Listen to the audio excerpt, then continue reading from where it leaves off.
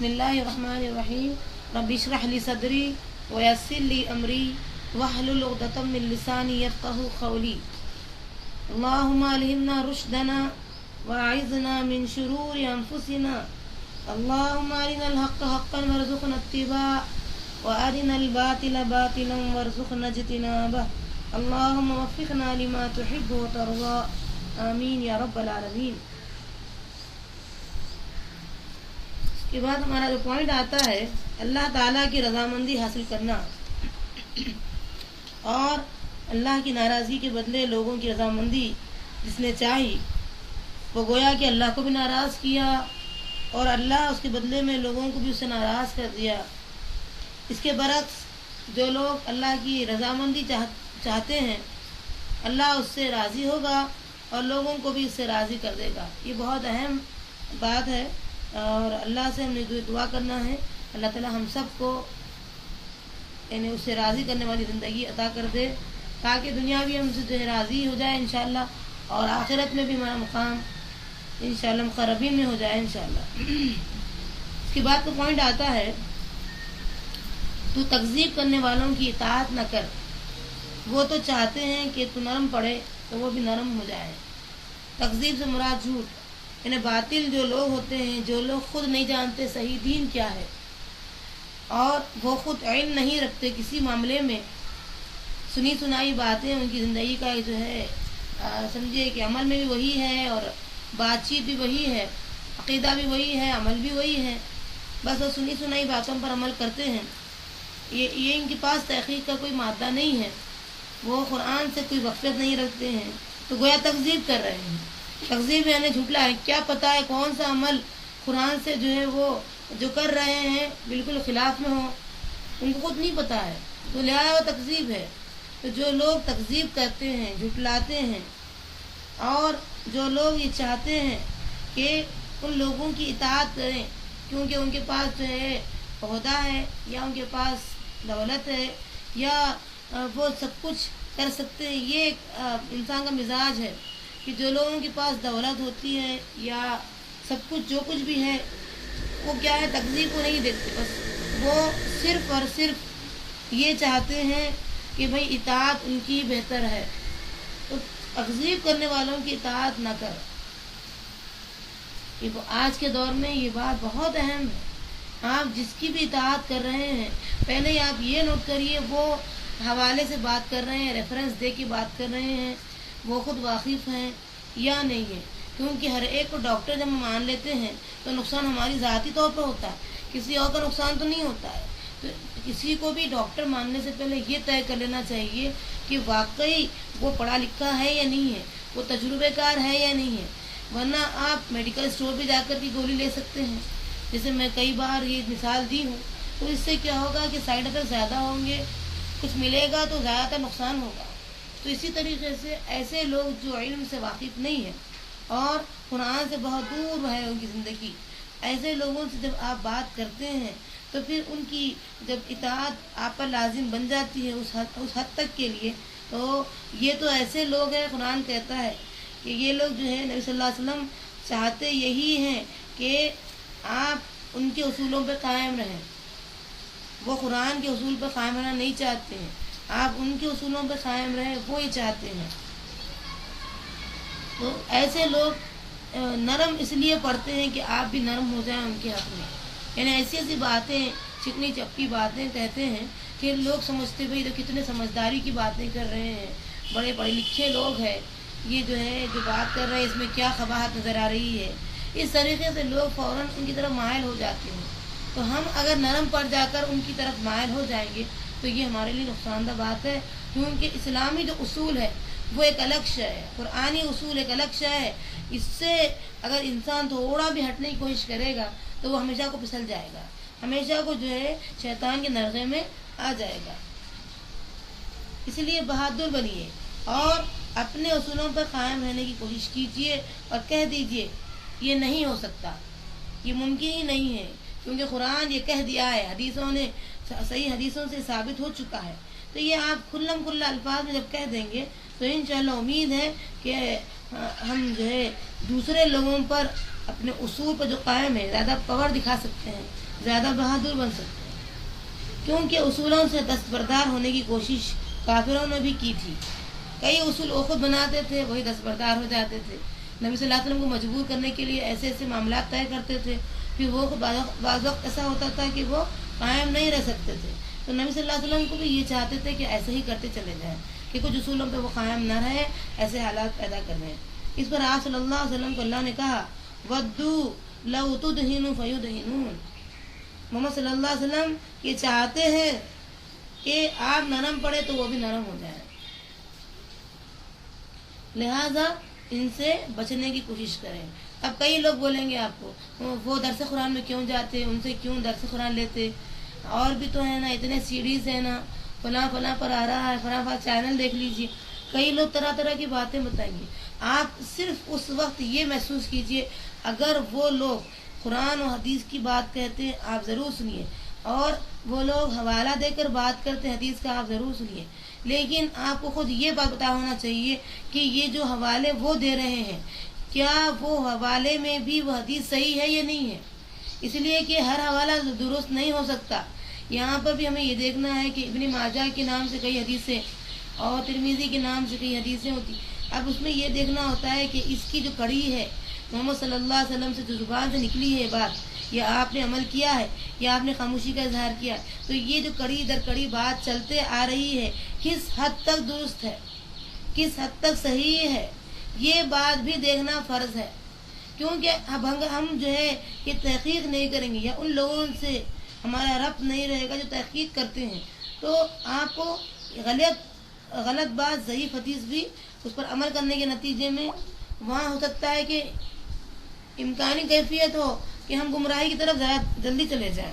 اسی لیے کیا دعا کرتے ہیں غیر المغضوب علیہم ولا الضالین، اللہ تعالیٰ ہمیں تیرے جو غضبناک جو ہے ان ایسے کام کی جو تیرے غضب کی مجھے مستحق بن گئے ان کے پاس بھی مت رہا، اور جو اپنی طرف سے ایسی بات سمجھے کہ یہ عمل بہتر ہوگا لہذا کرنا چاہیے، تو یہ جو گمراہی کا شکار بن گئے ان کی طرف بھی ہمیں مت رکھ۔ یہ چیزیں ہیں، بارہا ہم ہر رکعت میں اس لیے دعا پڑھتے کہ اللہ ہمیں اپنی طرف سے عمل کرنے والی زندگی نہ عطا کر، اور جو تیرے غضب کے ہیں مستحق بن کے ان کی زندگی سے بھی ہمیں دور رکھ۔ یہ چیزیں ہیں۔ اب اس میں کیا ہے، ان لوگوں کی خواہش یہ ہوتی تھی کہ بھائی دیکھو تھوڑا سا نرم پڑ جاؤ، کچھ لو کچھ دو کا معاملہ کرو تو بہتر بات رہے گی، یہ جو ہے تمہارے آنے کی وجہ سے ہماری رشتہ داریوں میں فرق ہو گیا ہے، ہم آپس میں کٹ بڑھ گئے ہیں، ایسے ویسے حالات پیدا ہو رہے ہیں، ماں بیٹے کو، بیٹا ماں کو اس کے خلاف ہو رہا ہے، باپ بیٹے پہ جو ہے قتل کا معاملہ آتا ہے تو باپ اگر مسلمان ہو تو پھر وہ بیٹے کو بھی نہیں دیکھتا، باپ کو بھی نہیں دیکھتا، قتل کر رہا ہے۔ یہ محض آپ کے آنے کی وجہ سے ہوا ہے۔ یہ اسلام میں جو ہم کو ایسی گنجائش مت رکھو، بلکہ کچھ لو دو کا معاملہ کرو، کچھ ہمارے لیے نرم پڑ جاؤ، ہم تمہارے لیے نرم پڑ جائیں گے، بتاؤ تمہاری خواہش کیا ہے، چاند کو تمہارے حوالے کر دیں، یا تمہاری جو ہے بہترین سمجھیے کہ شاہوں کی بیٹیوں سے نکاح کرا دیں۔ یہ جو دنیائی مفادات ہے اس کا جو ہے حوالہ دے دے کر کہ نبی صلی اللہ علیہ وسلم کو نرم پڑھنے کی کوشش کرواتے تھے، مگر اللہ تعالیٰ نے یہ حکم دے دیا نبی صلی اللہ علیہ وسلم کو، حالانکہ آپ کی نیت تو تھی نہیں اور اللہ کو پتہ ہے کہ آپ کی نیت ہے ہی نہیں، لیکن نبی صلی اللہ علیہ وسلم پر بات رکھ کر کے دوسروں کو خطاب کیا گیا ہے۔ وَدُّوا لَوْ تُدْهِنُوا فَيُدْهِنُونَ، محمد صلی اللہ علیہ وسلم یہ چاہتے ہی ہے کہ آپ تھوڑا سا جو ہے ان کے حق میں نرم پڑ جائیں، وہ بھی نرم ہو جائیں، تو یہ چیزیں نہیں ہونی چاہیے۔ تو یہ ہمارے لیے اصل میں اصول نبی صلی اللہ علیہ وسلم سے معاذ اللہ یہ ممکن ہی نہیں تھا کہ آپ ایسا کریں، لیکن ہمارے سے یہ جو ہے ممکن تھا کہ ہم ایسے کر سکتے ہیں، لہٰذا یہ کوشش کریں کہ جو قرآنی اصول ہے اس پر ہم قائم رہیں اور اللہ سے مدد مانگے، صاف کھلے انداز میں دو ٹوک کہہ دیں یہ چیز قرآن و حدیث سے ثابت نہیں ہے، میں انشاءاللہ نہیں کروں گی۔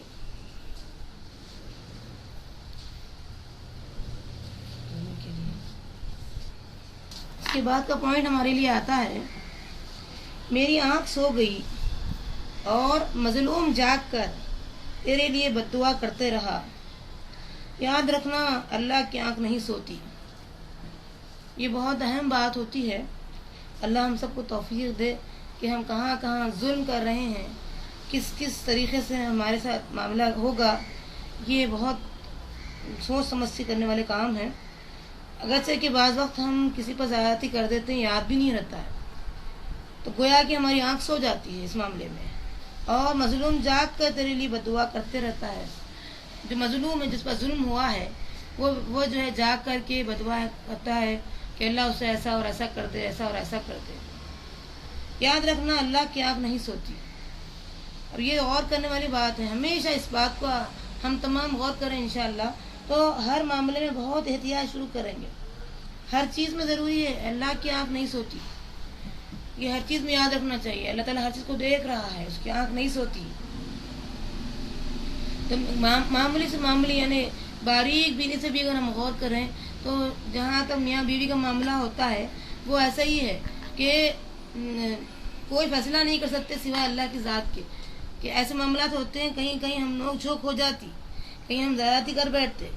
تو اسی لیے بھی دعا مانگنا چاہیے اللہ تعالیٰ یہ باریک جو معاملہ ہے اس کو جو ہے ہم تو سمجھتے ہیں میں بہتر ہوں، وہ سمجھتا ہے وہ بہتر ہے اپنے عمل میں، حالانکہ اللہ کو بہتر معلوم ہے کون زیادتی کر رہا ہے.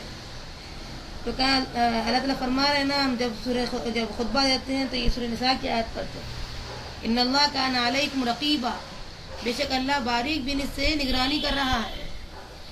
تو میاں بیوی کے معاملے میں بہت احتیاط کی ضرورت ہوتی ہے کہ کہیں کسی پر ظلم زیادتی نہ ہو جائے، نہ بیوی میاں پر کرے نہ میاں بیوی پر کرے.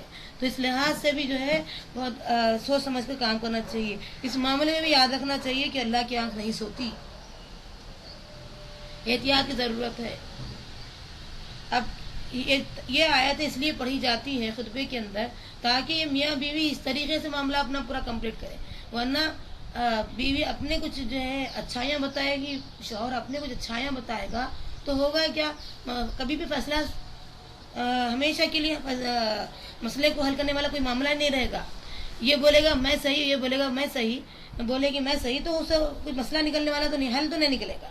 لیکن اگر یہ آیت کو سامنے رکھیں گے، ان اللہ کان علیکم رقیبا، بے شک اللہ تمہاری جو ہے بہت باریک بینی سے نگرانی کر رہا ہے، یہاں جا کے مسئلہ حل ہو جاتا کہ اللہ تعالیٰ نگرانی کر رہا ہے. بس اب تم دیکھ لو کہ اللہ کی آنکھ سوتی نہیں، اب اپنے جو ہے سارے عمل کا جائزہ خود لے لو. تو شوہر بھی اپنے اندر محسوس کرے گا کہ میرے غلطیاں کیا ہیں، اور بیوی محسوس کرے گی میرے غلطیاں کیا ہیں، تب جا کر کے مسئلے کا حل نکلے گا. اللہ کی دی ہوئی نعمتوں میں سے جو نعمتیں ہیں اللہ کی، لوگوں کو اذیت نہیں دینا چاہیے. جو بھی اللہ نے نعمت دیا ہے اس سے اذیت نہیں دینا. لوگ اس سے نفرت کرتے ہیں. آپ دیکھیں کئی نعمتوں کو پا کر انسان ظلم کرتا ہے لوگوں پر. یہ بڑی اہم باتیں ہوتی ہیں. اللہ تعالیٰ ہم سب کو بچائے رکھنا کہ جو نعمت اللہ نے بطور امن کے لیے یا راحت کے لیے استعمال میں لانے کا موقع دیا، اس سے ہی ہم لوگوں کو اذیت دیتے ہیں. تو لوگ کیا ہے، اس سے نفرت کرتے ہیں، اور اللہ تعالیٰ بھی آخرت سے پہلے دنیا میں اسے عذاب میں ڈال دیتا ہے.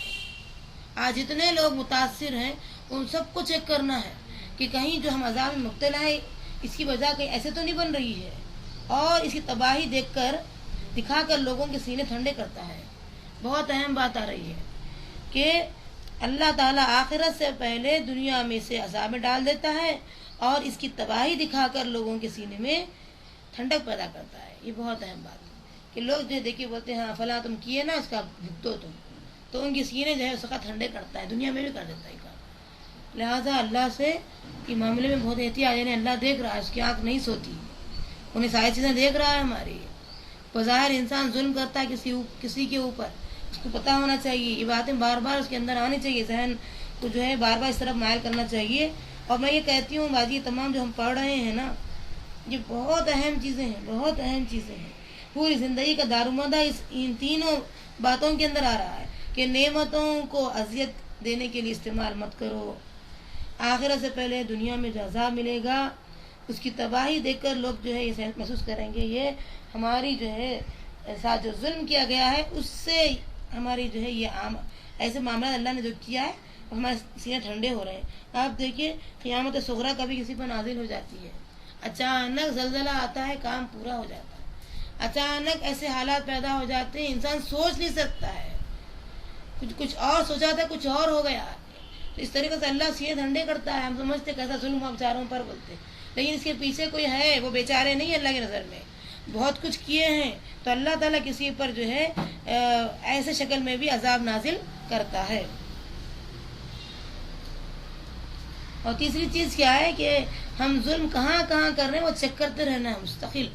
کیا زبان سے ظلم ہو رہا ہے، یا آنکھوں سے اشاروں سے ہو رہا ہے، یہ کس انداز سے اذیت پہنچائی جا رہی ہے، دلوں کو تکلیف دی جا رہی ہے۔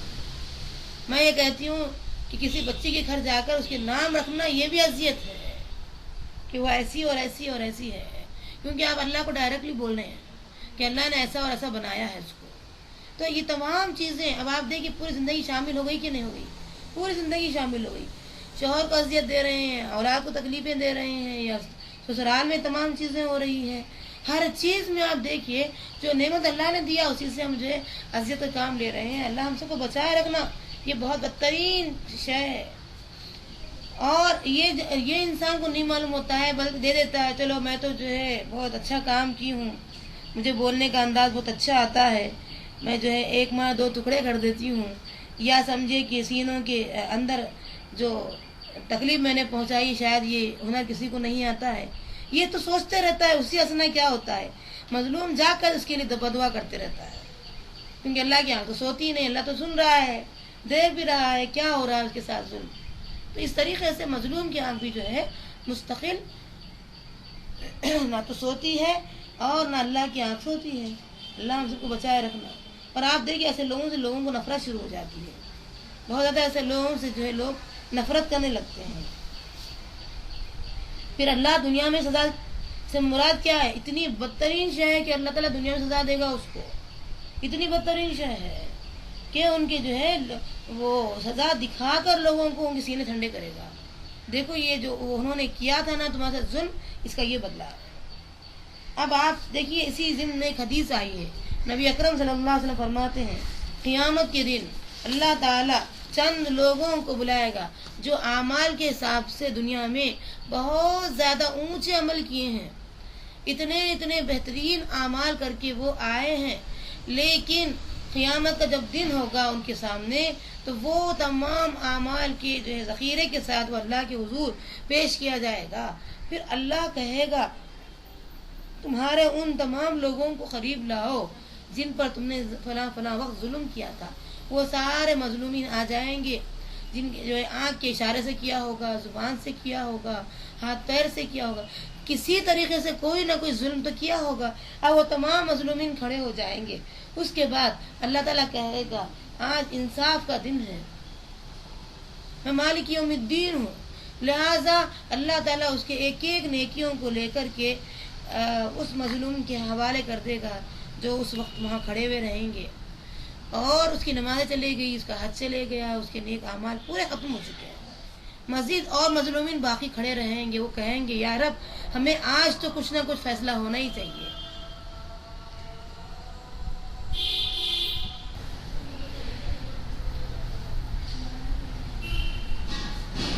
کچھ مظلومین اور رہیں گے مزید، تو وہ لوگ چاہیں گے اللہ تعالیٰ سے انصاف۔ اللہ تعالیٰ کہے گا ٹھیک ہے تمہارے جتنے گناہ ہیں وہ اس کے حوالے کر دیے جائیں گے، اور وہ بیچارہ جو دنیا میں نیک مانا جاتا تھا اور بہت سے نیکیوں کا ذخیرہ انبار لے کر آیا تھا، لیکن آج وہ مفلس بن جائے گا اور چہرے کے بل وہ گھسیٹتا ہوا جہنم رسید کر دیا جائے گا۔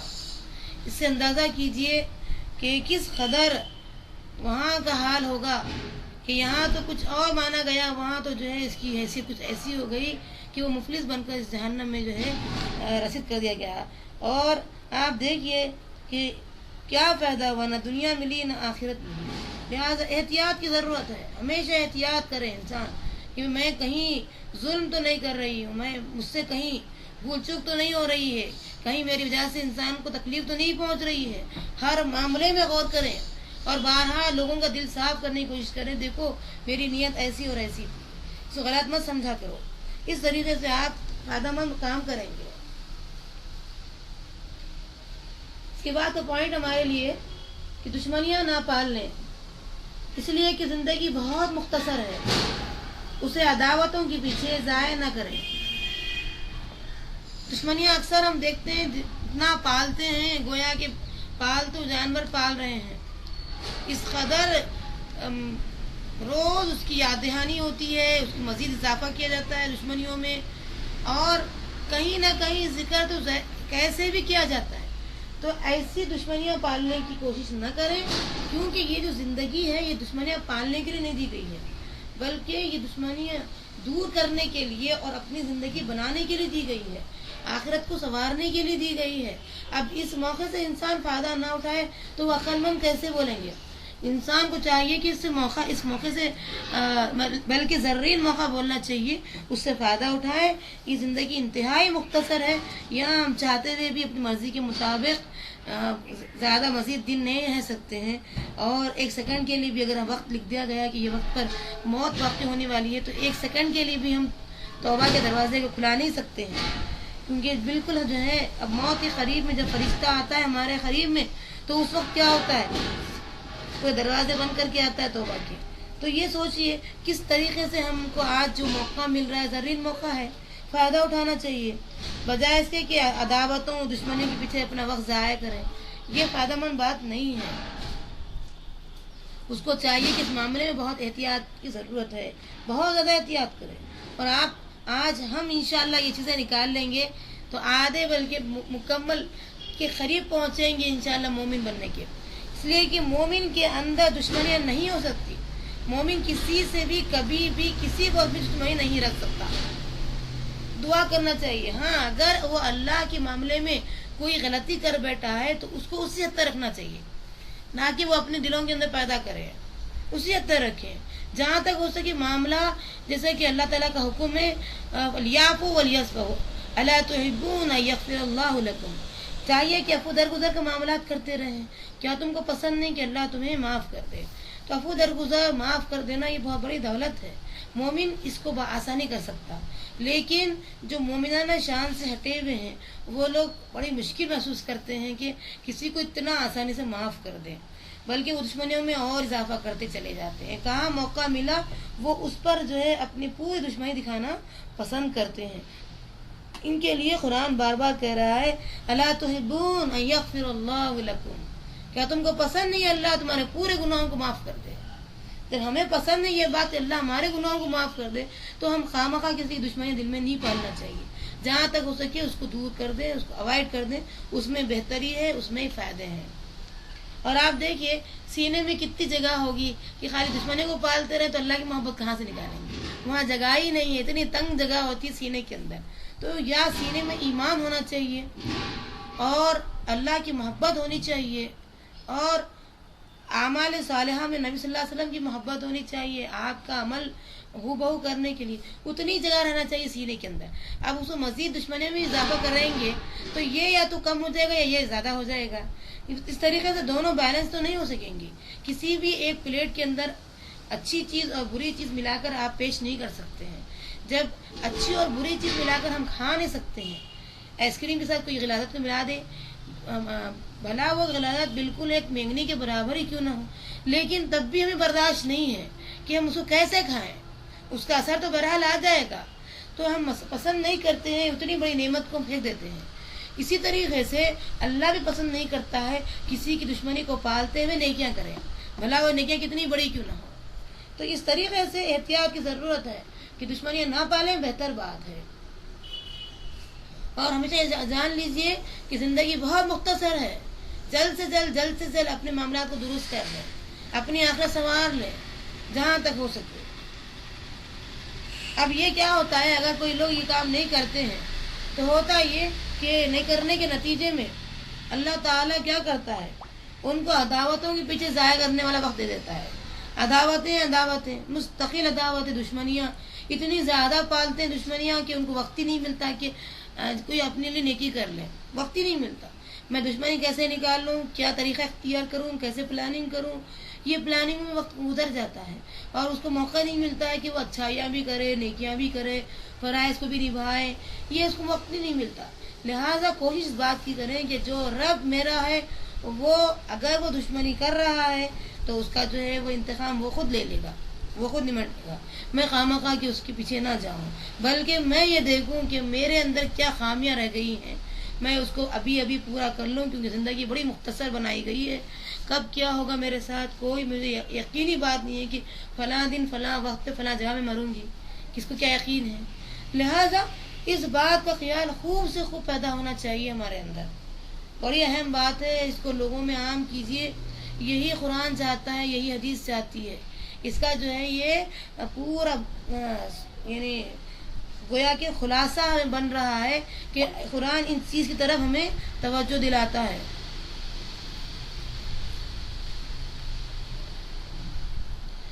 اس کے بعد جو ہمارا پوائنٹ آتا ہے وہ یہی ہے کہ آدمی کی زبان اس کا نصف حصہ بنتی ہے اور دوسرا نصف دل ہوتا ہے۔ دل اور زبان یہ دو واحد چیزیں ہیں جس سے دنیا بھی جمتی ہے اور آخرت بھی جمتی ہے۔ زبان کا صحیح نہیں ہے سارے دشمن بنیں گے، دل کا صاف نہیں ہے، نیت صحیح نہیں ہے، سارے لوگ دشمن بنیں گے۔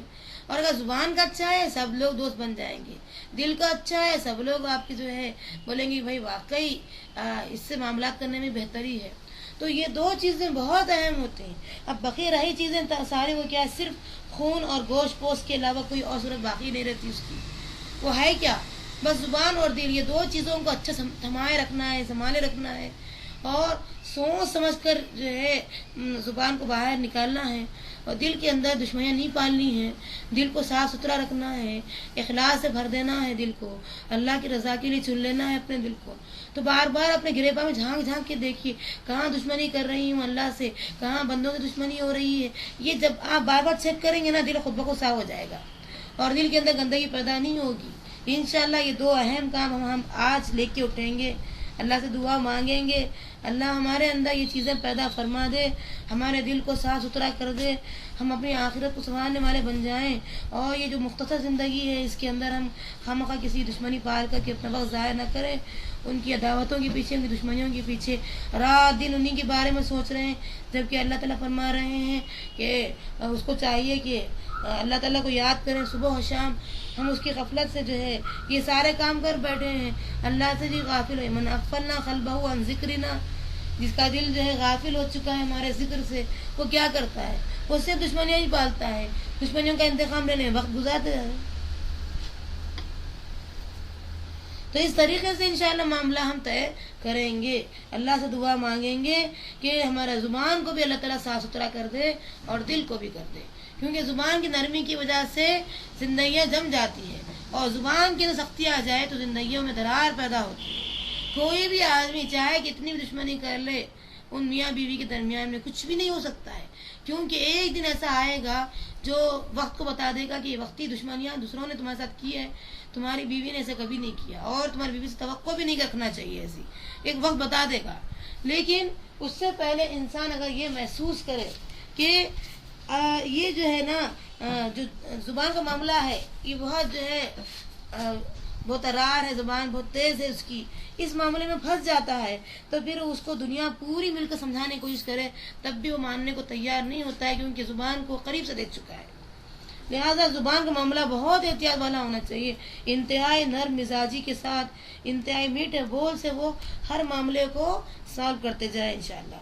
اور دوسری جو چیز ہے اس کا دل ہے، دل صاف ستھرا ہونا چاہیے، دل میں ذریعے سے بھی جو ہے کسی کے بارے میں ایسی دشمنی یا سمجھیے کہ کسی طریقے سے ایسا معاملہ نہ کرے جس سے جو ہے اللہ ناراض ہو جائے اور خود اس کی ذات کے لیے وہ نقصان دہ ثابت ہو جائے۔ تو زبان اور دل یہ دو چیزوں کو اچھی طریقے سے مضبوطی کے ساتھ، انصاف کے ساتھ اور سمجھیے میٹھے بول کے ساتھ، اللہ تعالیٰ کی خاطر اس کی رضامندی کے ساتھ اس کو جو تھما لیں گے انشاءاللہ کامیاب ہو جائیں گے۔ بقیہ چیزیں کچھ بھی نہیں ہیں، وہ اللہ تعالیٰ خود بخود محبت ڈال دے گا ہمارے گوشت سے، خون سے، وہ ایک ہی صورت رہ جاتی ہے، باقی وہ اللہ تعالیٰ محبت دینے پر قادر ہے، وہ محبت دے دے گا، کوئی مسئلہ نہیں رہے گا اس کے لیے۔ اس کے بعد ہمارے لیے پوائنٹ آتا ہے، ایک نابینا اپنے مقصد کو پورا کر کے زندگی میں کامیاب ہو سکتا ہے اور لوگوں کی توجہ حاصل کر سکتا ہے، تو اس شخص کو کیا پرابلم ہو گیا ہے جسے اللہ نے بولتی زبان عطا کی ہے، دیکھتی آنکھ عطا کی ہے اور سننے والے کان عطا کیے ہیں، اسے کیا ہو گیا ہے؟ ایک نابینا کو آپ دیکھیں گے کہ زبان میں اتنی تاثیر اللہ نے دی ہے، نابینا ہونے کے باوجود وہ ایک کامیاب زندگی گزار رہا ہے، وہ اپنے جو ہے پورے وجود سے یہ ثابت کر رہا ہے کہ وہ اللہ کا بندہ ہے، وہ دین کی سربلندی کے لیے آیا ہے اس دنیا کے اندر۔ تو یہ بیناؤں کو کیا ہو گیا ہے؟ یہ بینا کیوں توجہ نہیں کر رہے اس بات پر کہ اللہ نے انہیں ایک بولتی زبان دیا ہے، ایک دیکھتی آنکھ دیا ہے، ایک سننے والے کان دیا ہے، کیوں اس کا صحیح فائدہ نہیں اٹھا رہے ہیں؟ آج ہمیں ضرورت ہے اس بات کی کہ ان نعمتوں کا اگر ہم صحیح فائدہ نہیں اٹھائیں گے اللہ تعالیٰ کی باس پوچھ ہوگی ہماری. ان السمع والبصر والفؤاد تینوں کے بارے میں پوچھ ہوگی. کان آنکھ دل ان کے بارے میں پوچھ ہوگی. یہ بہت اہم نعمتیں ہیں. یہ نعمتیں آپ کو اس لیے دیے ہیں کہ علمہ البیان اللہ تعالیٰ کا بیان کو عام کریں, لوگوں تک دور دور تک پہنچائیں. آپ مانے نہ مانے عمل کریں نہ کریں وہ ذمہ داری آپ کی نہیں ہے, وہ تو اللہ تعالیٰ ان سے نمٹ لے گا, جو بھی کرنا ہے کرے گا. لیکن بیان نہیں کریں گے اس کے بارے میں پوچھو گی کہ ہماری جو ہے عبادت اتنی زیادہ ہے لیکن ہم کسی کو نصیحت نہیں کرتے, کسی کو تبلیغ کا کام نہیں کر رہے ہیں, تو ہم انکمپلیٹ مومن ہے لیکن انکمپلیٹ ہے. کیوں؟ اس لیے کہ سکے کا ایک رخ صالح بننا ہے, دوسرا رخ کیا ہے مصلح بننا ہے. آپ بولیں گے بہت نیکیاں کر رہے ہیں, لوگ بولیں گے میرے کو کہ تم کون سے مکمل ہے, تم کیسا لوگوں کو بول رہے ہیں. تو آپ ان سے یہ کہیے کہ مجھے حکم دیا گیا اللہ کی طرف سے کہ مجھے سننا بھی ہے اور سنانا بھی ہے. مجھے حکم دیا گیا اللہ کی طرف سے کہ تم میں سے ایک جماعت ہونی چاہیے جو خیر کی طرف بلائے, لہذا میں یہ کام کر رہی ہوں. بلکہ ہر ایک پر فرض ہے, اگر وہ نہیں سنا سکتا ہے, اس کے اندر اتنی صلاحیت نہیں ہے, تو کم سے کم سی ڈیز کے ذریعے سے کم اپنے پین ڈرائیو کے ذریعے سے جس سے ممکن ہو سکے لوگوں تک پہنچائے دین کو. فرض عین ہے اس پر, ورنہ اللہ اس کے بارے میں پوچھ کرے گا. جب ابن آدم صبح کرتا ہے تو تمام اعضاء زبان کے سامنے عرض گزار ہوتے ہیں. کیا کہتے ہیں؟ ہمارے متعلق اللہ سے ڈرنا. پورے جسم کے جتنے اعضاء ہیں وہ سب زبان سے کہتے ہیں, زبان حال سے صحیح کہتے ہیں. کیا کہتے ہیں؟ ہمارے معاملے میں اللہ سے ڈرنا, ہمارے متعلق اللہ سے ڈرنا. ہم تیری ہی بدولت ہیں, تو سیدھی رہی تو ہم بھی سیدھے رہیں گے, تو ٹیڑھی ہو جائے گی تو ہم بھی ٹیڑھے ہو جائیں گے. اس زبان حال سے کہتے ہیں اعضاء کہ دیکھو تم سیدھے ہم سیدھے. دیکھیے زبان یہ وہ کہہ دیتی ہیں بدن جوتے کھاتا ہے, لڑائی جھگڑے خون قتل غارت گیری کس سے پیدا ہوتی, ایسے کیسے کہا, بلکہ انسان کو جو ہے اشتعال میں لاتا ہے. یہ زبان ہوتی جو انسان کو قتل تک لاتی ہے. ایسے ایسے واقعات ہوتے ہیں زبان ہی کی وجہ سے. تو زبان ایسی بنائیے, بلکہ آپ جیسے یہ جملہ ابھی بیان کیا آپ کے سامنے کہ ہمارے متعلق اللہ سے ڈرنا, تیری ایک کی وجہ سے ہمارے جو ہم جو امانت ہے اللہ کے دیے ہوئے اس پر یہ ظلم ہو رہا ہے, تیری ایک کی وجہ سے ہو رہا ہے. لہٰذا ہمارے متعلق ڈرنا اللہ سے. تو سیدھی رہے گی تو ہم سیدھے, تو ٹیڑھی ہو جائے گی تو ہم کو مجبوراً ٹیڑھے ہونا ہی پڑے گا. تو اس لحاظ سے یہ زبان کا احتیاط بہت ضروری ہے. بلکہ دعا کیجیے اللہ ہر لمحہ ہمیں زبان نرم استعمال کرنے کی توفیق دے, ایسی باتیں ہم کہیں جس سے کسی کا دل ٹوٹے نہیں.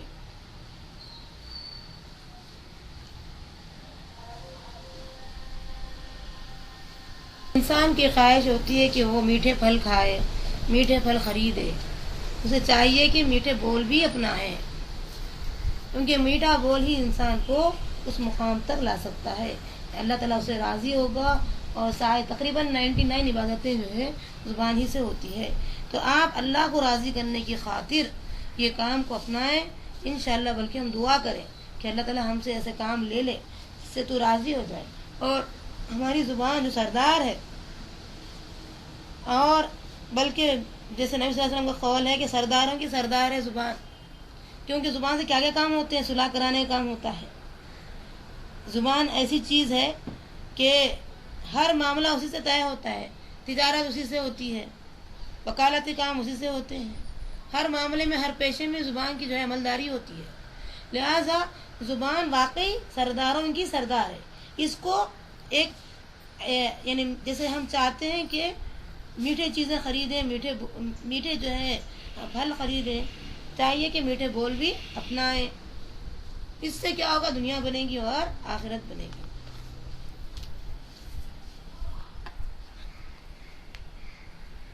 چند چیزیں ایسی ہیں جن کو اپنانا ضروری ہے.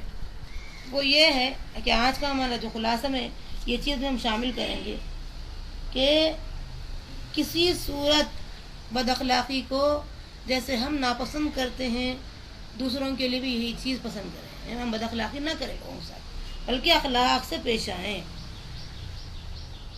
چاہے آدمی کچھ بھی ہو، بڑا پوسٹ حاصل کر لے، دولت مند ہو جائے، سب کچھ ہو جائے، لیکن وہ اگر بد اخلاق ہو جائے تو اس دنیا میں کوئی اس کا مقام نہیں ہے. اس کی دولت کو دیکھ کر کوئی بھی اس سے جو ہے پیار نہیں کرتا. لہٰذا بہتر سے بہتر اپنے آپ کو بنانے کے لیے ضرورت اس بات کی ہے کہ جیسے کہا جاتا ہے نا، خاوند اس کی عورت کی بدصورتی کو بسا اوقات برداشت کر سکتا ہے اور ہر چیز کو وہ صبر کر سکتا ہے، لیکن اس کی بد اخلاقی کو کبھی برداشت نہیں کر سکتا. ہو سکتا ہے دل کے اندر اس کی محبت کم ہوتے جائے، یہاں تک کہ وہ مکمل اس کو چھوڑنے کا پلان کر لے. اس طریقے سے دوسرا اہم کام اسے کرنا کیا ہے، ہمیشہ اپنے کردار کو پیش کرے. زبان سے پہلے کردار جہاں تک ہو سکے کوشش کرے کہ ایسے طریقے سے ہم کردار پیش کریں گے کہ آدمی مائل ہوئے بنا نہ رہے. زبان جو ہے دوسری چیز ہے، پہلے کردار ہوتے ہیں. جب ہم کسی گھر جاتے ہیں اور اس گھر کی مالکہ بن جاتے ہیں تو اب ہمارے لیے فرض بنتا ہے کہ پہلے ہم ایسی خادمہ بن جائیں جس سے ہم ملکہ بن سکیں، کہ ہمارے عمل کو دیکھ کر لوگ متوجہ ہوں. ایک گھر صحیح، دوسرا گھر خود بخود صحیح ہو جائے، دوسرا صحیح، تیسرا صحیح ہو جائے، یہاں تک کہ پورے محلے کے اندر وہ آواز، وہ ماحول پیدا ہو جائے. اس کے بعد ایک سوسائٹی ایسی بن جائے، پوری سوسائٹی کے اندر بات ہو جائے، دنیا میں یہ پہنچ جائے، پھر دنیا کے اندر جو ہے ساری چیزیں ایسی ہو جائے. تو اس طریقے سے دھیرے دھیرے ایک گھر کو ایک گھر مت سمجھیے، گویا کہ وہ پوری دنیا میں انقلاب لانے والا عمل ہے. تو اس لحاظ سے اللہ کی خوشنودی اگر ہم طلب کریں گے تو سامنے والے کی بدمعاشی ہمیں کچھ بھی اثر نہیں دکھائے گی، اور اللہ کے حکم کے بغیر وہ بدمعاشی ہم پر اثر انداز نہیں ہوگی. کسی چیز کیا ہے، لوگوں کے جذبات اور احساسات کا خیال خوب سے خوب تر ہمارے اندر پیدا ہونا چاہیے. وہ کیا سمجھیں گے، ان پر کیا گزرے گی، پتہ نہیں وہ ہمارے بارے میں کیا محسوس کر رہے ہوں گے. ذہن سے دل کو صاف کرنا چاہیے. اس طریقے سے احساسات ہمارے اندر خوب سے خوب تر پیدا ہونی چاہیے. اور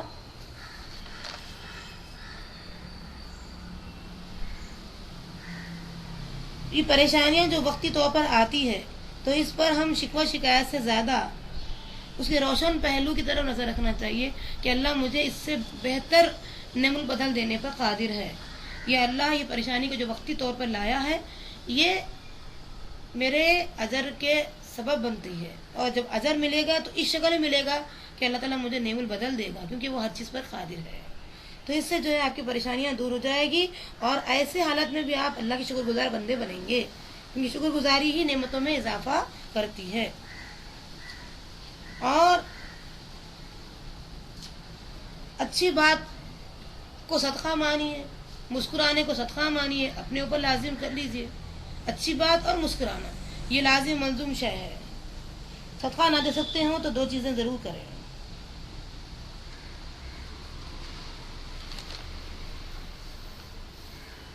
اور کوئی معاملے میں ہو، دین کا کوئی معاملہ ہو، اس میں حد سے آگے نہ بڑھنے کی کوشش کریں. جتنا آپ کو کرنے کا حکم ہے اتنا ہی کریں. کیوں؟ یہ چیز آپ کے لیے نقصان دہ بن جاتی ہے.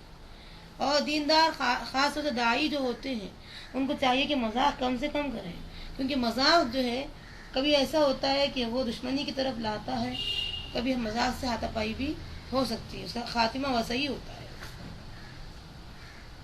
اس کے علاوہ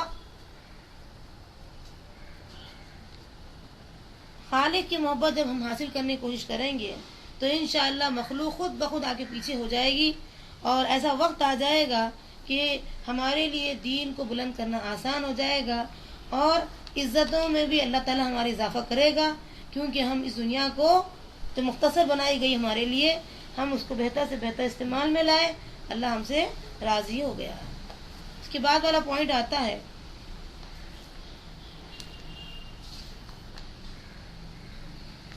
ہمارے فکر و عمل کی تربیت مستقل ہونی چاہیے. فکر اور عمل یہ بہت اہم چیز ہوتی ہے. فکر و عمل کی تربیت مستقل جب ہوتے جائیں گی تو اس کا پہلی چیز کیا رہے گی؟ اس کی اخلاقی اصلاح. میرے اخلاق کیسے ہیں، میں نہیں چاہتی سامنے والا میں سے بد اخلاقی کرے، تو پھر میں کیسے بد اخلاق بن جاؤں؟ اس کے حق میں جب میں اخلاق چاہتی ہوں تو ظاہر سی بات سامنے والا بھی اخلاق چاہے گا. تو میرے اخلاق میں کہیں نہ کمی ہونے کے نتیجے میں مجھے یہ جو ہے جواباً یہ چیز ملی ہے، یا پھر یہ میرے لیے آزمائش کا ذریعہ بنے ہیں. دو میں سے کوئی ایک بات ضرور ہو سکتی ہے. تو آدمی یہ سوچے کہ فکر و عمل کی تربیت کے اندر کہ میرا ایک خاص مقصد ہے، اور وہ مقصد ہی مقدس ہے، مقصد کے تحت انسان دنیا میں جی رہا۔ اگر مقصد کو خالی ایسے ہی دنیا داری کے لیے بنا دے تو کوئی خاص مقصد نہیں ہے۔ مقصد یہ بنا دیں کہ مجھے پیغمبرانہ کام کے لیے اللہ نے چنا ہے، تو یہ مقدس مقصد ہے، سب سے اعلیٰ اور عرفہ مقصد ہے۔ آپ ایمانی جذبے کے ساتھ جو ہے کام شروع کر دیں گے تو ہر کام آپ کا بآسانی ہو جائے گا۔ یہ ایمانی جذبہ ہے آپ کا، ہر کام آپ بہت سوچ سمجھ کے، بہت احتیاط سے، بہت راضی کرنے کے لیے، اور سامنے والا سوچا نہیں سوچا یا پھر آپ کے بارے میں کیا وہ محسوس کیا، وہ کچھ نہیں دیکھ رہے ہیں آپ، بس اللہ کیا سوچ رہا، اللہ کیا سوچ رہا، اللہ کیا سوچ رہا، آپ کا ذہن بس یہی کام کر رہا ہے۔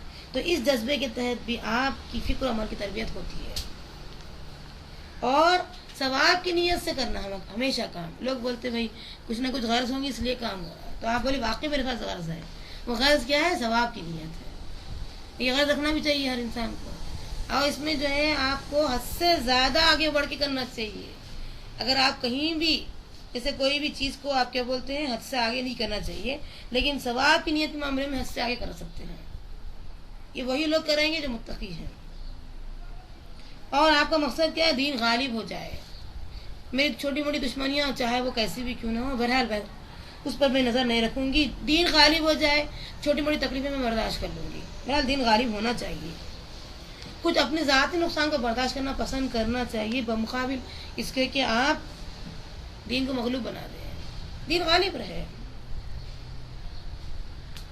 اور آپ جب ان بہترین نیتوں کے ساتھ کام کو آگے بڑھائیں گے تو مخلوق خود بخود آپ کے تابع ہو جائے گی، خود بخود آپ کا عمل ایسا مجبور کر دے گا سامنے والے کو کہ آپ جو کہیں گے مخلوق وہی کرے گی، وہ مقام پہ اللہ لائے گا۔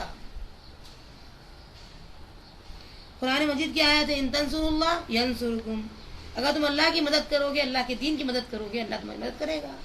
ظاہر سی بات ہے، آپ کو کلیئر بات آ گئی ہے، قرآن کہہ دیا ہے کہ تم اللہ کے دین کی مدد کرو گے، اسے سربلندی کے لیے کام کرو گے، اللہ تمہاری مدد کرے گا۔ اور روزے کے مقاصد بھی تو یہی ہے۔ روزے کے مقاصد کیا ہے؟ مقاصد یہ ہے کہ دین کی خدمت انسان اپنی سعادت سمجھ کر کرے، دین کی خدمت جب کر رہا ہے سعادت سمجھ کر کرنا چاہیے، تو اللہ تعالیٰ کیا کرے گا؟ اس کو وَيُثَبِّتْ أَقْدَامَكُمْ، اس کے جو ہے قدموں کو جمع دے گا، مضبوط کر دے گا۔ آپ دیکھیے سعادت ہے، یہ میری سعادت ہے، یہ کام کر دینا چاہیے، یہ کام کر دینا چاہیے، یہ میری سعادت ہے، یہ میری سعادت ہے، نیک بختی ہے، یہ بہت بڑی ہے۔ حقیقت کو نہ بھولیے، جو انسان حقیقت کو بھول جاتا ہے وہ اس کام سے محروم ہو جاتا ہے۔ اپنی حقیقت کیا ہے اس کو سوچنے کی کوشش کریے۔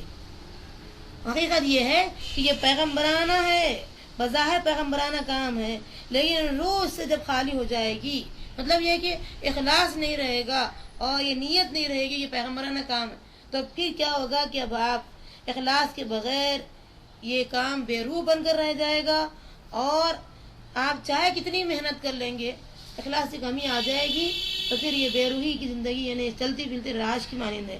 کئی لوگ بڑے بڑے کام انجام دیے دینداری کے نام سے، لیکن وہ خود اس پر عمل نہیں کر سکتے، بلکہ کوشش بھی نہیں کرتے۔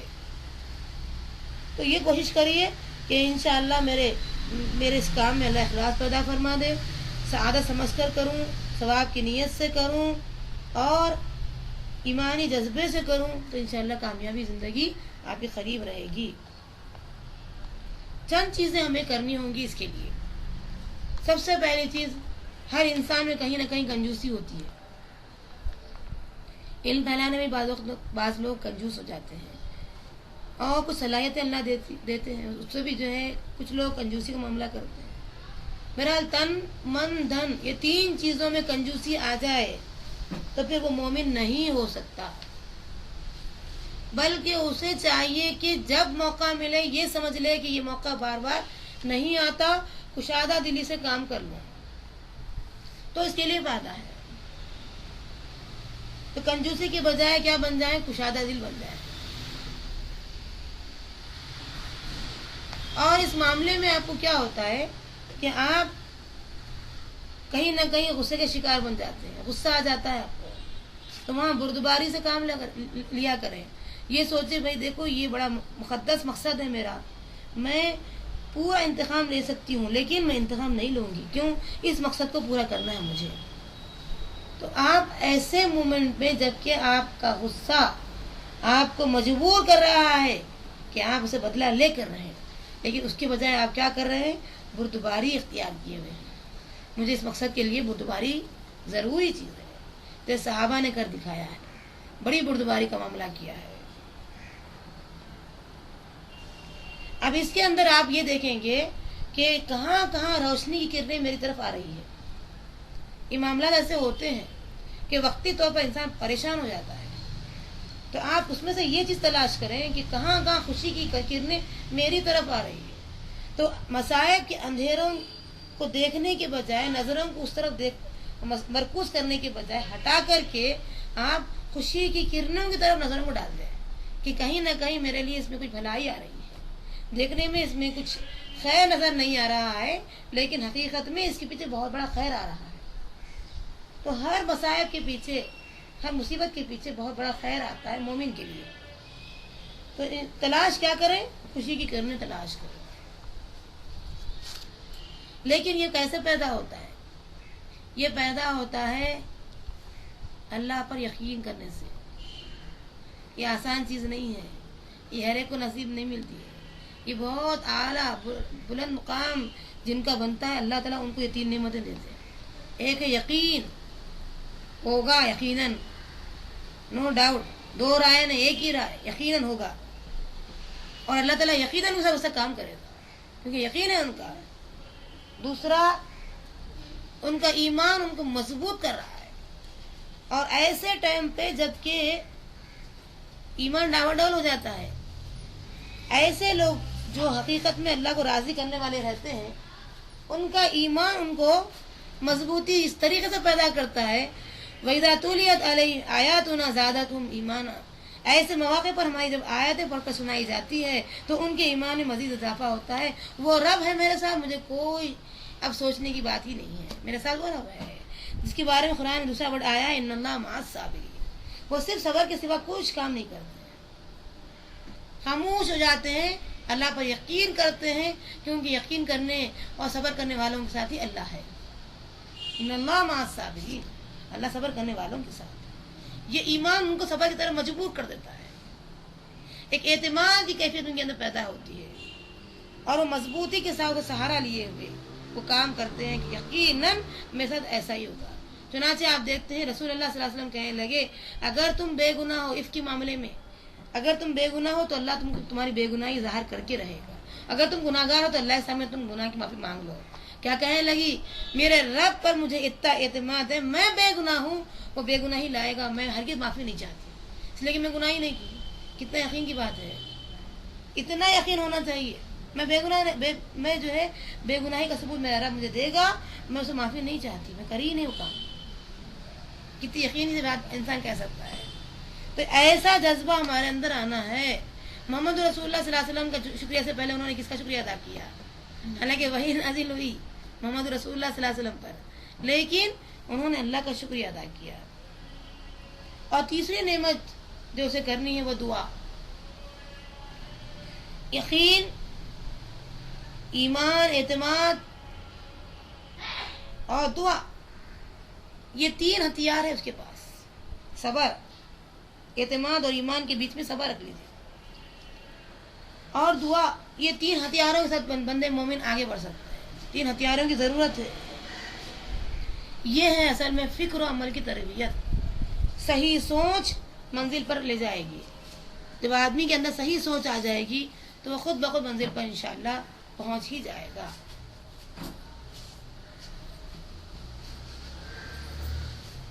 کیونکہ نبی اکرم صلی اللہ علیہ وسلم فرماتے ہیں ہر ایک آدمی کو انفرادی جواب دینا اللہ کے پاس۔ اب یہ دعا کیجیے اللہ تعالیٰ بغیر حساب کتاب کے ایسے کام ہم سے کروا لے کہ حساب ہی نہ ہو، کتاب ہی نہ ہو، اور ہم ڈائریکٹ جنت پہنچ جائیں انشاءاللہ۔ تو یہ ایسے مواقع، کیونکہ قیامت کے دن کا جو بیان یہاں پر ہو رہا ہے وہ یہ ہے کہ جہاں کوئی ساتھ نہیں دے گا، جب اعمال کو تولا جائے گا کوئی ساتھ نہیں دیں گے، اکیلے تنہا دیکھنا ہوگا اپنے اعمال کو۔ اور رپورٹ جہاں پر دی جائے گی، بائیں ہاتھ میں یا دائیں ہاتھ میں، اور جب پل صراط پر سے گزرنے کا موقع ہوگا. یہ 3 ایسے مواقع ہوں گے جہاں پر اکیلے فیس کرنا ہے. ایون عائشہ رضی اللہ عنہ کہتی ہیں اللہ کے رسول آپ ہمارا ساتھ نہیں دیں گے، اگرچہ کہ اللہ کے رسول شوہر تھے لیکن ساتھ نہیں دیں گے. فاطمہ رضی اللہ عنہ سے کیا کہا، اگرچہ کہ باپ ہے لیکن ساتھ نہیں دیں گے. تو جب نبی صلی اللہ علیہ وسلم خود ساتھ نہیں دے سکتے ہیں، ایسے مواقع آئیں گے، تو پھر انسان کتنا سوچنا چاہیے، کتنی تربیت کی ضرورت ہے اپنے فکر و عمل میں، کتنا انسان بہتر سے بہتر بنائے اپنے آپ کو کہ یہ 3 مواقع پر جب اعمال کو تولا جائے گا، جب اسے رپورٹ دی جائے گی، جب پل صراط پر سے اسے گزرنا ہوگا.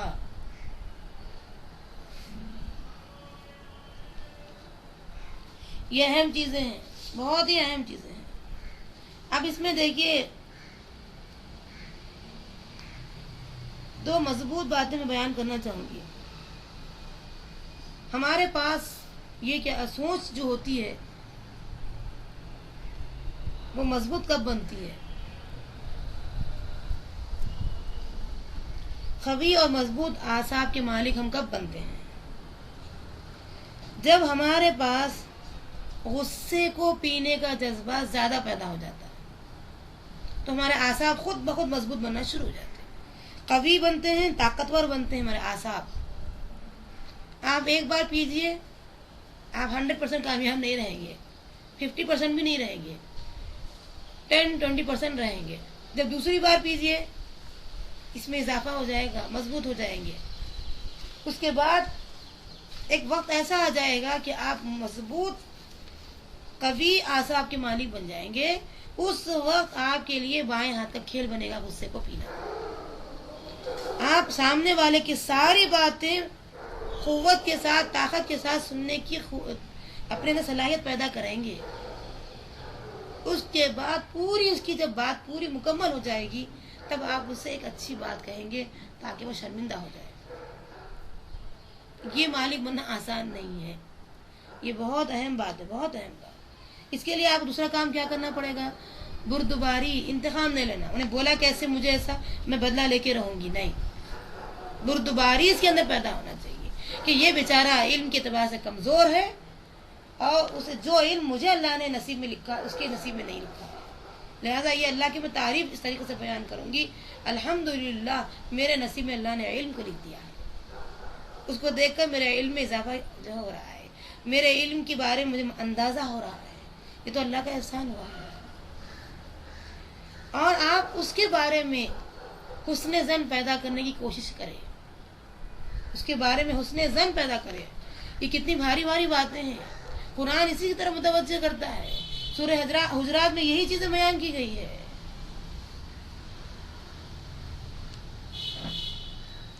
اور جب آپ اس کے بارے میں اچھا گمان کریں گے، ہو سکتا ہے میرا عمل اس کو اچھا بنا دے گا، ہو سکتا ہے میرے اس کام کے نتیجے میں اس کے اندر یہ چیزیں پیدا ہوگی کہ وہ بہتر سے بہتر کی طرف آئے گا.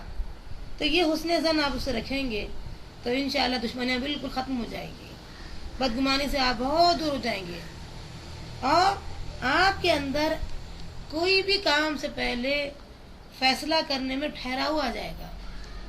یہ کیا ہے؟ اعصاب مضبوط کرنے کی علامت. قوی اور مضبوط اعصاب کے مالک بننا، ٹھہراؤ آئے گا آپ کے اندر. اور آپ ایسے معاملے میں جبکہ آپ پر انتہائی مشکل بنی ہے، آپ مسکراتے ہوئے جواب دیں گے اس کو. یہ بہت آخری سٹیج ہوتا ہے کہ جبکہ بالکل آپ کے اعصاب ڈھیلے پڑنے کو ہوتے ہیں، مسکرا کر جواب دینا انتہائی مشکل بات ہے، لیکن آپ کو یہ اعصاب پیدا کریں گے یہ چیز انشاءاللہ. کیوں؟ اس لیے کہ آپ صبر جو کر رہے ہیں مجبوری کا نہیں کر رہے ہیں، اجر کی نیت کا کر رہے ہیں. مجبوری کا جہاں صبر ہوتا ہے وہاں پورے اعصاب ڈھیلے پڑ جاتے ہیں. اتنا سب کر کر کے بھی پھر ہم ایسا جملہ بول دیتے ہیں، پھر پورا پانی پھیر دیتا ہے وہ جملہ ساری نیکیوں پر. پیدائش کیا ہوا؟ سب بولیں گے ہاں سب اچھا ہے مگر یہ زبان ہی ذرا تیز ہے، اس کی زبان کی وجہ سے ذرا گھبرا رہا ہو. اکثریت آپ دیکھیں گے اس دنیا کے اندر ہم جب فیصلے جو کرتے ہیں وہ لوگ تو کیا بولتے ہیں؟ میں اس کی زبان سے گوشہ کرنا چاہ رہا ہوں. इंसान से गोशा नहीं, जुबान से गोशा। बीवी से गोशा किस बात का हुआ? जबान से गोशा कर रहा। खरी वहां नहीं चाहता हूँ बीवी के, इसलिए कि इसकी जबान जब तारक को लगती है तो नीचे उतरने का नाम ही नहीं लेती। ये है असल में बहुत बुरी शय, बहुत बुरी शय। जब आपके आज़ा खवी नहीं होंगे इस मामले में तो ये चीजें पैदा होगी। ये बड़ी बड़ी भारी भारी बातें जो है कहाँ मिलेगी? ये कुरान बार बार मुतवज्जे कर रहा है, ऐसे आसा के मालिक बनो, तुम्हारे अंदर ये होना चाहिए, ये होना चाहिए, ये होना चाहिए। इसके बाद मुस्कुरा का जवाब मिल रहे हैं, बात कर रहे हैं ऐसे सिचुएशन के अंदर, तो मिजाज में भी नरमी आ जाना चाहिए। फिर ऐसा ना हो कि फिर आपका कहीं ना कहीं तेवर दिखा रहे हैं सख्ती का, कहीं ना कहीं हो रहा है। नहीं, और नर्म मिजाजी से भली बात कहें जिससे उसका दिल ना टूटे, अगरचे कि वो आपका दिल जो है तार तार कर दिया है, लेकिन आप उसका दिल ना तोड़े। ये बड़ी भारी बातें हैं।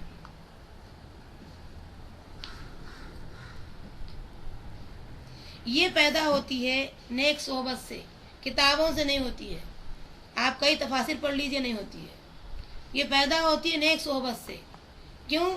आपके पास परफ्यूम खरीदने के लिए पैसा नहीं है, लेकिन जी चाहता है कि आपके पास खुशबू आए, तो आप क्या करेंगे? परफ्यूम की दुकान में बैठ जाइए, खुद ब खुद वो खुशबू पैसा ना होने के बावजूद भी आ जाएगी। आसान उसका है। तो इस लिहाज से नेक सोबत जब इख्तियार करता है बंदा, तो उसको ये नेमत बराबर मिलके रहती है, और ये लगाने की जरूरत नहीं है। सिर्फ इंसान देखता है आदमी के अंदर ये है कि नहीं है, ये है कि नहीं है। हम ऐसे बनेंगे तो फिर इंशाअल्लाह पूरी दुनिया को ऐसे ही बनाएंगे। इसके लिए तैयारी जरूरी है। और इसमें जो है दो चीजें हैं मेरे लिए, सिर्फ मेरे बच्चे, मेरे खानदान बस नहीं, पूरी दुनिया के अफराद की जिम्मेदारी आप पर ये तय कर लेना है। तो इसमें क्या करना पड़ेगा? आपको शर्त लाजिम इखलास पैदा करना पड़ेगा। ये दुनिया का फर्ज नहीं है, ये भी मेरे खानदानी का एक फर्ज है, क्योंकि पूरी मखलूक अल्लाह का कुंबा है। लिहाजा ये मेरा एक फरीजा बनता है उस पर भी कि मैं उसके साथ ही मामला करूँ। तो पूरे दुनिया के अफराद से आप वैसे ही मोहब्बत करते जैसे अपनी औलाद से, उसके बारे में वैसे ही भलाई चाहते जैसे अपनी औलाद से। गोया कि आप माँ बनने का सबूत देते हैं। उसके बाद आप जिस मुकाम पे जाते हैं वहां पर यही मामला आप करते हैं, तो इंशाअल्लाह ये नेक सोबत आपकी धीरे धीरे ये खुशबू को फैलाते फैलाते पूरी दुनिया के अंदर आम हो जाए।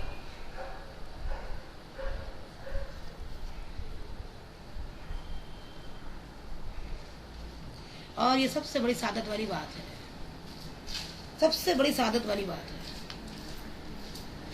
इसमें घर की इस्लाह का जहां तक मामला है वहां दुआ के साथ करना चाहिए, क्योंकि घर की इस्लाह दुआ के बगैर नहीं हो सकती। क्योंकि हर फर्द ये समझता है वो मेरे बराबर के हैं, वो मेरे बराबर के हैं, या शौहर ही समझेगा कि मेरे से कमतर है कैसे भी, या दर्जे में कुछ ना कुछ कम तो होती है। तो इस हिसाब से वो जो है दुआ जब बंदा करता है, अल्लाह इनके दिलों में ये चीज डाल दे, इनको दीन से मोहब्बत, इनके दिलों में दीन से मोहब्बत दे दे, मोहम्मद रसूलुल्लाह सल्लल्लाहु अलैहि वसल्लम की अज़मत इनके दिलों में बिठा दे, आप सल्लल्लाहु अलैहि वसल्लम का शौक़ इनके दिलों में पैदा कर दे। इस तरीके से ये दुआ के साथ जब वो नेमत मिलेगी तो इंशाअल्लाह फायदा।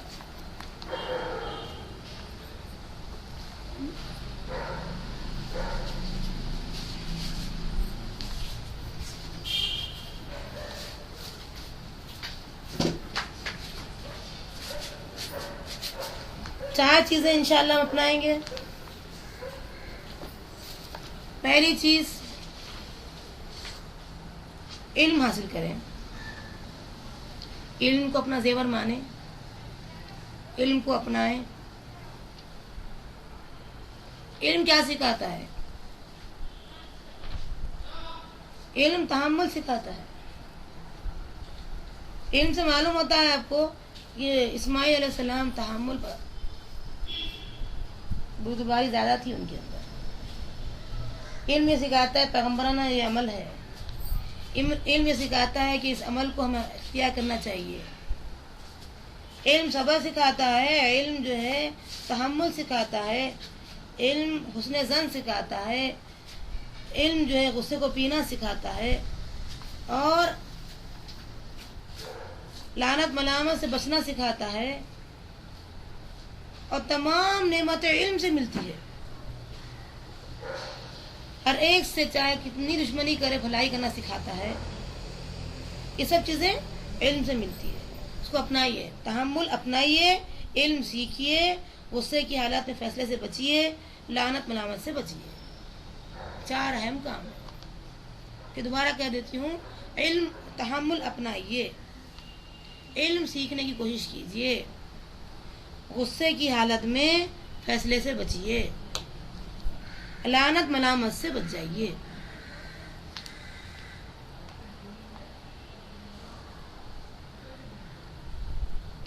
اور ہر انسان کے اندر کچھ نہ کچھ اچھائی ہوگی. کچھ نہ کچھ خیر ہوگا. وہ خیر کی تلاش کر کے اپنے اخلاق کے زور سے اس کو نیک بنانے کی کوشش کریے. اس کو بالکل جڑ سے اکھاڑ کر دنیا میں اس کی کوئی اہمیت نہیں ہے ایسے مت پھینک دیجیے. کچھ نہ کچھ خیر ہوگا تو اس کو اپنے اخلاق کے زور سے اس کی آبیاری کر کے اس کے اندر مضبوط کر دیجیے اس کی جڑوں کو کہ یہ خیر والی جڑ بن جائے. کچھ نہ کچھ انسان کے اندر برائیاں ہوتی ہیں.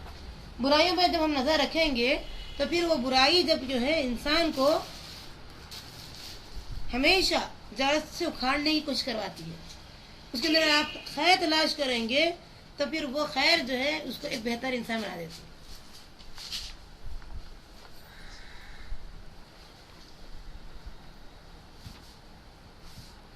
اس کے لیے کیا کرنا پڑے گا؟ پہلا کام نیت کو درست کرنا. پھر وہی بات آئی نیت درست بھلائی آپ کا مقدر. آپ چاہتے ہیں دنیا میں میری بھلائی ہو اور آخرت میں میری بھلائی ہو تو پھر آپ سب سے پہلے بھلائی کو اپنا مقدر بناتے ہیں تو نیت کو درست کر لیجیے. عمل کو درست کر لیجیے. عمل کو بہتر بنانا ہے تو اخلاص پیدا کر دیجیے.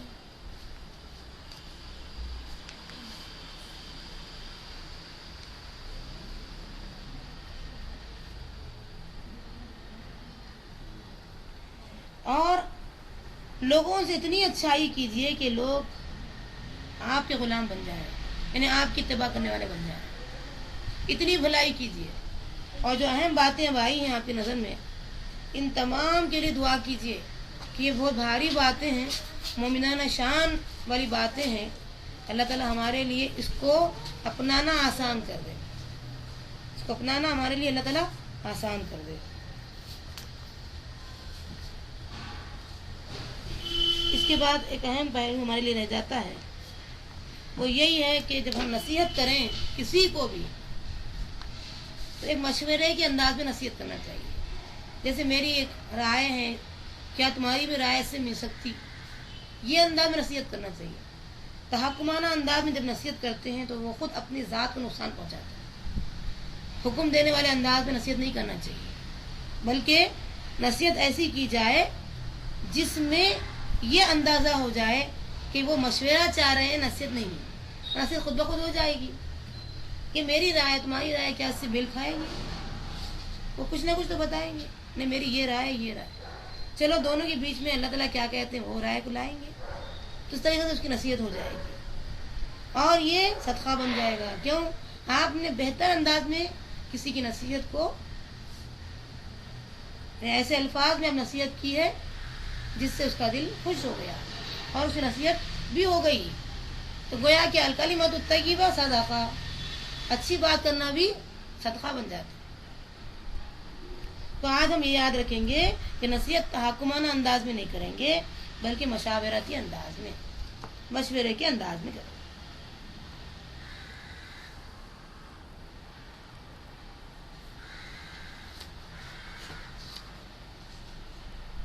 جیسے ایک واقعہ آپ سنیے ابو ہریرہ رضی اللہ عنہ کی حدیث ہے.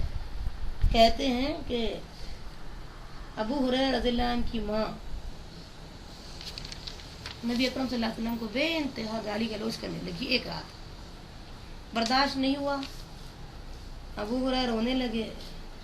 صبح ہوئی تو دوڑے آئے رسول اللہ صلی اللہ علیہ وسلم کے پاس, کہنے لگے کہ اللہ کے رسول, مجھے یہ چیز بڑی پریشان کر رکھی ہے کہ میری ماں آپ کو اس قدر گالی گلوچ کی ہے. تو آپ نے انتہائی ظرف کا معاملہ استعمال کیا. اس ظرف سے کہا کہ تم اس قدر جو رو رہے ہو مت رو.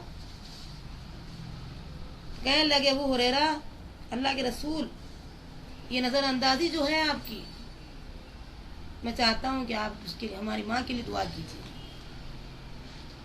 چنانچہ وہ